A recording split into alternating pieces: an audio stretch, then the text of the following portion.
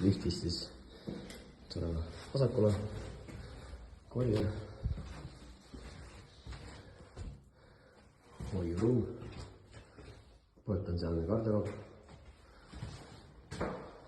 siis köök, gaas, vesi,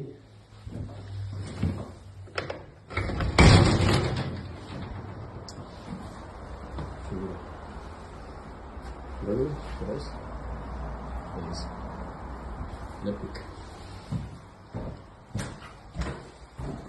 Siit elutuba.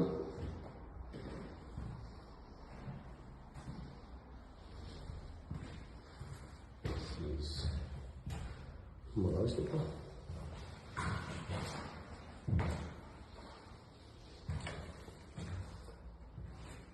Välituba. WC.